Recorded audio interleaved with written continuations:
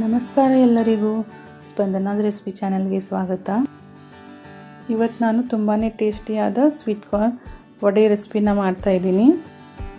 Tea ಜೊತೆ ಇದರ combination ತುಂಬಾ ಸೂಪರ್ ಆಗಿರುತ್ತೆ. ಬನ್ನಿ ಹಾಗಾದರೆ ಈ ಸ್ವೀಟ್ ಕಾರ್ನ್ ವಡೆನ ಹೇಗೆ ಮಾಡೋದಂತ ನೋಡ್ಕೊಂಡು ಬರೋಣ.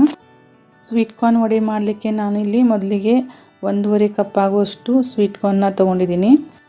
ಈಗ ಇದನ್ನು ಸ್ವಲ್ಪ ತರಿಯಾಗಿ ರುಬ್ಕೋಬೇಕು. ಈಗ ಎಲ್ಲ ಸ್ವೀಟ್ ಕಾರ್ನ್ನ ನಾನೊಂದು ಮಿಕ್ಸಿ ಜಾರಲ್ಲಿ ಹಾಕೋತಾ ಇದ್ದೀನಿ. ಈಗ ಇದನ್ನು ರುಬ್ಬಿ ತಗೊಳ್ಳೋಣ. ನೋಡಿ, ಈ ಥರ ತರಿಯಾಗಿ ರುಬ್ಬಿ ತೊಗೊಂಡಿದ್ದೀನಿ. ಒಂದೊಂದು ಕಾಳು ಹಾಗೆ ಇದ್ರೂ ಪರವಾಗಿಲ್ಲ, ವಡೆ ತಿನ್ನುವಾಗ ಕಾಳು ಬಾಯಿಗೆ ಸಿಕ್ಕರೆ ಇನ್ನೂ ತುಂಬ ರುಚಿಯಾಗಿರುತ್ತೆ ವಡೆ. ಈಗ ರುಬ್ಕೊಂಡಿರೋ ಎಲ್ಲ ಸ್ವೀಟ್ ಕಾರ್ನ್ನ ನಾನು ಒಂದು ಬೌಲಿಗೆ ಹಾಕೋತಾ ಇದ್ದೀನಿ. ಈ ಹಿಟ್ಟಿನಿಂದಲೇ ನೀವು ಪಕೋಡನೂ ಮಾಡ್ಕೋಬೋದು, ಅದರ ಟೇಸ್ಟ್ನು ತುಂಬ ಚೆನ್ನಾಗಿರುತ್ತೆ. ಈಗ ರುಬ್ಬಿರೋ ಎಲ್ಲ ಸ್ವೀಟ್ ಕಾರ್ನ್ನ ಒಂದು ಬೌಲಿಗೆ ಹಾಕಿದ ನಂತರ ನಾನು ಮತ್ತೆ ಅದೇ ಮಿಕ್ಸಿ ಜಾರಲ್ಲಿ ಒಂದು 5 ರಿಂದ 6 ಮೆಣಸಿನಕಾಯಿನ ಹಾಕ್ತಾಯಿದ್ದೀನಿ. ನಿಮಗೆ ಖಾರಕ್ಕೆ ಎಷ್ಟು ಬೇಕು ನೋಡಿಕೊಂಡು ಮೆಣಸಿನಕಾಯಿನ ತೊಗೊಳ್ಳಿ. ನಾನು 5 ರಿಂದ 6 ಹಸಿಮೆಣಸಿನಕಾಯಿನ ತೊಗೊಂಡಿದ್ದೀನಿ. ಇಲ್ಲಿ ಇದನ್ನು ತರಿಯಾಗಿ ರುಬ್ಕೊಳ್ಳೋಣ.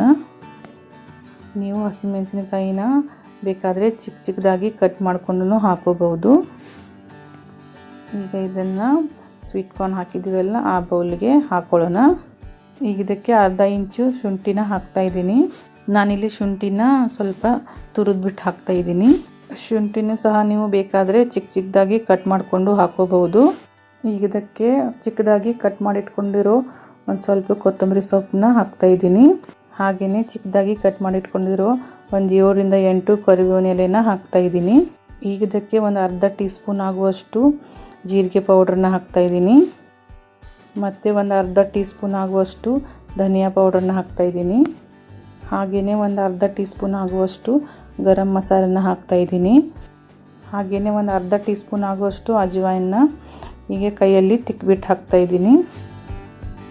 ಹಾಗೆಯೇ ಇದಕ್ಕೆ ಒಂದು 2 ಟೇಬಲ್ ಸ್ಪೂನ್ ಆಗುವಷ್ಟು ಕಡಲೆ ಹಿಟ್ಟನ್ನ ಹಾಕ್ತಾಯಿದ್ದೀನಿ. ಮತ್ತು 1 ಟೇಬಲ್ ಸ್ಪೂನ್ ಆಗುವಷ್ಟು ಅಕ್ಕಿ ಹಿಟ್ಟನ್ನ ಹಾಕ್ತಾಯಿದ್ದೀನಿ. ಒಂದು ಸ್ವಲ್ಪ ಅರಿಶಿನ ಪುಡಿನ ಹಾಕ್ತಾಯಿದ್ದೀನಿ, ಅಂದರೆ ಒಂದು ಚಿಟಿಕೆ ಆಗುವಷ್ಟು. ಈಗ ಇದಕ್ಕೆ ರುಚಿಗೆ ತಕ್ಕಷ್ಟು ಉಪ್ಪನ್ನು ಹಾಕ್ತಾಯಿದ್ದೀನಿ. ಈಗ ಇದನ್ನು ಎಲ್ಲ ಚೆನ್ನಾಗಿ ಕೈಯಿಂದ ಮಿಕ್ಸ್ ಮಾಡ್ಕೊಳ್ಳೋಣ. ನೀರು ಹಾಕೋ ಅವಶ್ಯಕತೆ ಏನಿಲ್ಲ, ಯಾಕಂದರೆ ಸ್ವೀಟ್ ಕಾರ್ನಲ್ಲಿಯೇ ನೀರಿನ ಅಂಶ ಇರೋದ್ರಿಂದ ಅದರಲ್ಲೇ ಇದನ್ನು ಮಿಕ್ಸ್ ಮಾಡ್ಕೋಬೋದು. ನೋಡಿ, ಈ ಥರ ನಾನು ಹಿಟ್ಟನ್ನು ಕಲಿಸ್ಕೊಂಡಿದ್ದೀನಿ. ಕೈಯಲ್ಲಿ ಒಂದು ಸ್ವಲ್ಪ ಹಿಟ್ಟನ್ನು ಈ ಥರ ತೊಗೊಂಡು ನೋಡಿ, ಈ ಥರ ವಡೆ ತಟ್ಟೋಕ್ಕೆ ಬಂದರೆ ಆಯಿತು. ನಿಮಗೆ ಹಿಟ್ಟೇನಾದರೂ ಸ್ವಲ್ಪ ತೆಳು ಅನಿಸಿದರೆ ನೀವು ಸ್ವಲ್ಪ ಮತ್ತೆ ಕಡಲೆ ಹಿಟ್ಟನ್ನು ಸೇರಿಸ್ಕೋಬೋದು. ಈಗ ಎಲ್ಲ ವಡೆ ತಟ್ಕೊಳ್ಳೋಣ. ನಾನಿಲ್ಲಿ ಸ್ವಲ್ಪ ಕೈಗೆ ನೀರನ್ನು ಹಚ್ಕೊಂಡಿದ್ದೀನಿ. ನೋಡಿ, ಈ ಥರ ವಡೆ ತಟ್ಕೋತಾ ಇದ್ದೀನಿ. ಹೀಗೆ ವಡೆ ತಟ್ಟಿ ಆದ ನಂತರ ಈಗ ಇದನ್ನು ನಾವು ಫ್ರೈ ಮಾಡ್ಕೊಳ್ಳೋಣ. ಇದನ್ನು ಫ್ರೈ ಮಾಡಲಿಕ್ಕೆ ನಾನು ಮೊದಲೇ ಎಣ್ಣೆನ ಕಾಯಕ್ಕಿಟ್ಟಿದ್ದೆ. ಎಣ್ಣೆನೂ ಬಿಸಿಯಾಗಿದೆ ಚೆನ್ನಾಗಿ. ನೋಡಿ, ಈಗ ಇದನ್ನು ಫ್ರೈ ಮಾಡ್ಕೊಳ್ಳೋಣ.